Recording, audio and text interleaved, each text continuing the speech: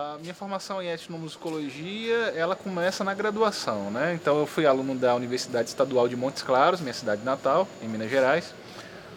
E lá eu fiz licenciatura em artes, ênfase em música e habilitação em canto, canto lírico na época. Mas durante a graduação surgiu a oportunidade de eu cursar a iniciação científica, né? Então foi um programa que tinha na universidade na época, como tem praticamente todas hoje. E eu tive a oportunidade de entrar com um projeto com uma bolsa, um trabalho em etnomusicologia orientado pelo professor Jean Joubert. Na época ele era professor na universidade, ele também se formou lá. E foi assim que eu comecei a ter contato com as primeiras leituras, abordagens, trabalho de campo, fomos fazer gravação. Então a minha curiosidade pela etnomusicologia veio um pouco por meio da oportunidade, né? Então foi a partir daí que surgiu também, foi a primeira vez que eu ouvi falar de pós-graduação, de possibilidade de pós-graduação stricto sensu, mestrado, doutorado. E então, quando me formei em 2007, depois de ter concluído esse trabalho, a gente já tinha publicado pela primeira vez, surgiu, eu tive o interesse de seguir carreira acadêmica, né, por conta da iniciação científica.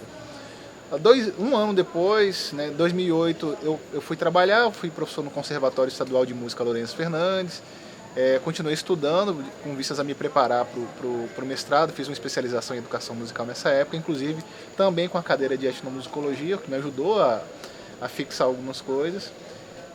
E em 2008, no final de 2008, eu fiz seleção para o mestrado, né, na UFBA, seguindo um pouco os passos dos meus professores na Unimontes, né? Então o professor Luiz Ricardo fez doutorado na UFBA, o professor Jean fez mestrado e doutorado na UFBA, e muito assim com o auxílio deles, né, orientação para escrever o projeto, manter os estudos, inclusive me acolhendo. Em 2008 eu fiz seleção e acabei sendo aprovado. Fiz o mestrado em etnomusicologia sob orientação da professora Sônia Chada.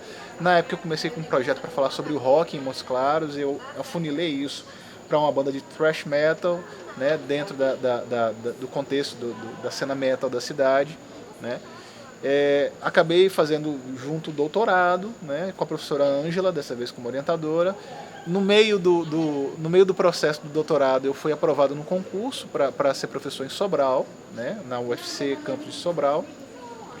Então eu ia continuar trabalhando com a cena em Montes Claros, mas por conta disso eu acabei me dedicando, eu mudei todo o meu projeto, né, para a cena da música independente, né, da cidade de Sobral, principalmente a partir das iniciativas dos coletivos, das organizações dos coletivos, e as bandas de jovens, de pessoas mais jovens na cidade. Era um universo que eu acabei estudando. Então, a entrada na vida acadêmica como professor foi no meio do doutorado, né? E eu já estava no meio da minha pesquisa. Então foi uma formação que se deu de forma mais ou menos contínua. Foi um fluxo interessante, mas ele não teve muitas interrupções até a entrada na universidade.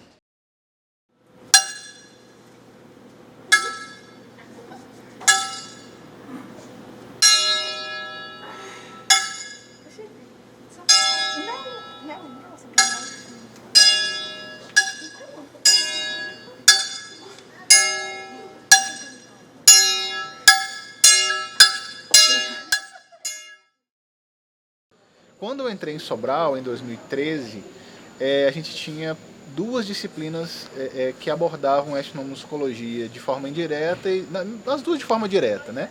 Uma era obrigatória, que era Cultura e Antropologia Musical, de 4 créditos. Eu fui professor dessa disciplina, primeiro eu dividi, depois eu fui professor dela até quando eu saí de Sobral, né? E também tinha uma disciplina optativa chamada de etnomusicologia, né?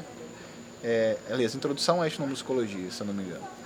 Então também trabalhei com essa disciplina. Então, Cultura e Antropologia Musical acontecia em um semestre, Introdução à Etnomusicologia em outro, e sempre aconteciam assim, sempre eram oferecidas, né? Além disso, em Sobral tinha um grupo chamado Pesquisamos, tem ainda, né? Que é o professor Marco Toledo que está à frente, era um grupo guarda-chuva, absorvia várias linhas, né? E também eu criei uma linha lá de pesquisa em música em múltiplos contextos.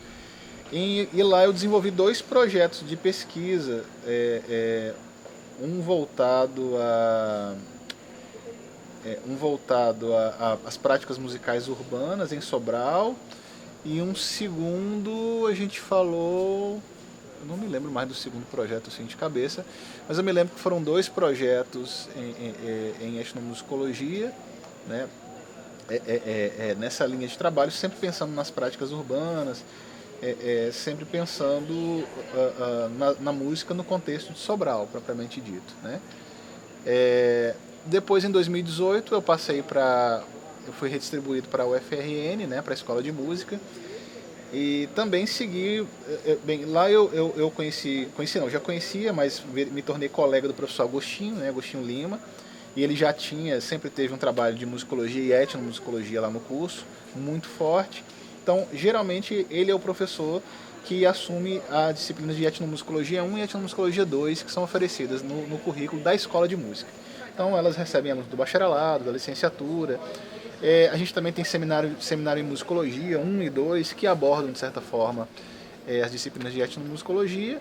A gente também tem as atividades de pesquisa. O professor Agostinho já está lá há um bom tempo, né? Já é professor da casa há muito tempo, então ele já tem vários projetos engatilhados, geralmente no campo da rabeca, né? Que é o trabalho dele de especialidade. E quando eu entrei em 2018, eu iniciei algumas disciplinas que já não eram tanto do campo da etnomusicologia, apesar de ter ministrado seminários em musicologia, mas trabalhei com história da música, trabalhei com disciplinas da licenciatura também. E em 2019 a gente criou o GPMUC, que é o Grupo de Pesquisa Música em Múltiplos Contextos, né? O GPMUC ele tem um caminho totalmente voltado para a etnomusicologia, né? Coincidiu também com o meu credenciamento no programa de pós-graduação em música. Eu estou na linha 1, que está na linha de formação, mas a gente transversaliza isso com os estudos de etnomusicologia, de música e cultura, música e sociedade. E o GPMUC, a gente desenvolveu uma série de trabalhos e continua desenvolvendo, né, associados a essa relação entre música e contextos musicais culturais diversos.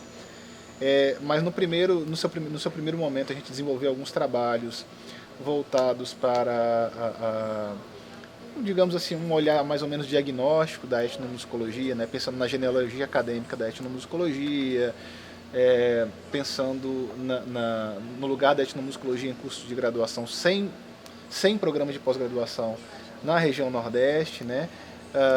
Trabalhamos, esse é um trabalho que a gente nunca finalizou, que a gente deu uma olhada nos anais de eventos publicados nos eventos de etnomusicologia dos últimos 10 anos até 2018. E a gente se envolveu no ano passado também com a equipe de pesquisa do Rio Grande do Norte que participou que escreveu o relatório que integrou o instrumento para para registro das matrizes tradicionais do forró como patrimônio imaterial brasileiro, né? Então a gente se envolveu nesse projeto. O GPMUC ele é muito vinculado à pós-graduação, mas principalmente ele tem uma dupla função de produzir pesquisa, né? de produzir materiais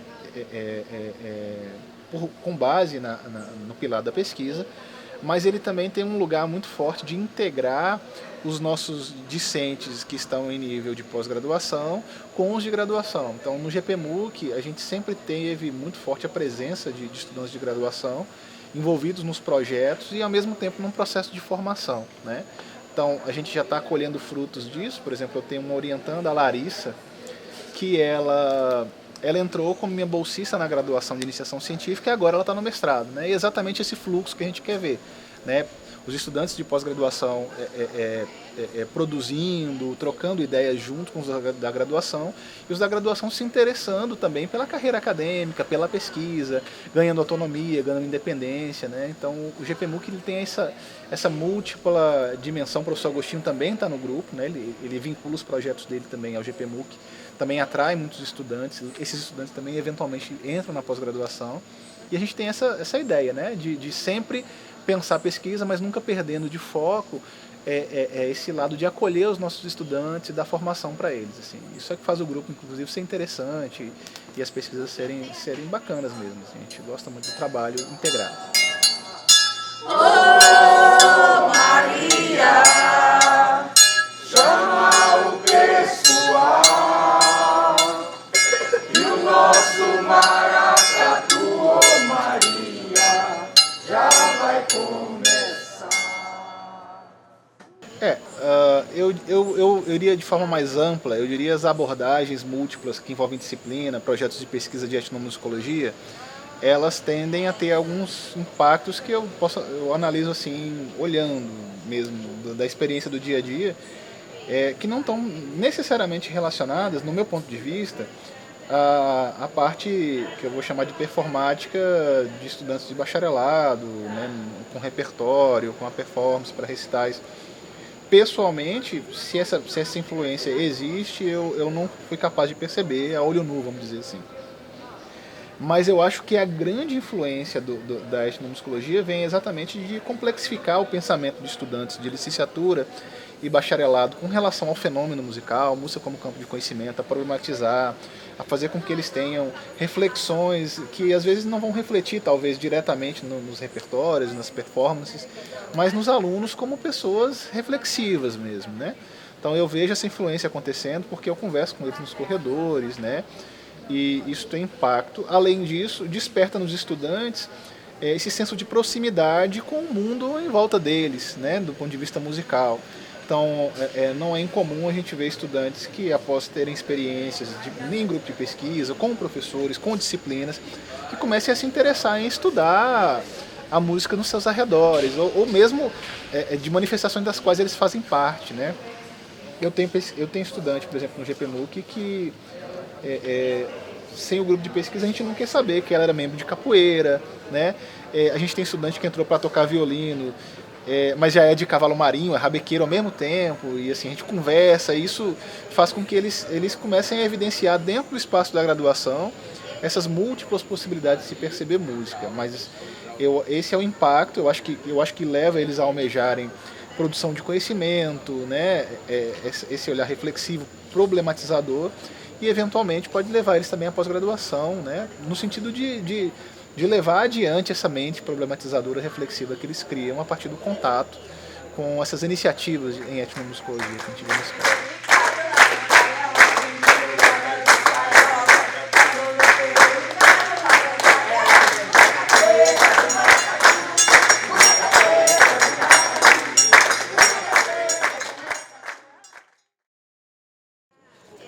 A pós-graduação, na verdade, ela não tem um direcionamento para a etnomusicologia, né? Nós temos um programa com duas linhas, né? Uma linha de cunho mais performático, composicional, pensado na música do século XX e XXI, e uma primeira linha, que a gente chama de linha 1, mais voltada para os aspectos formativos da música, em que a etnomusicologia ela é vista de forma muitas vezes transversalizada.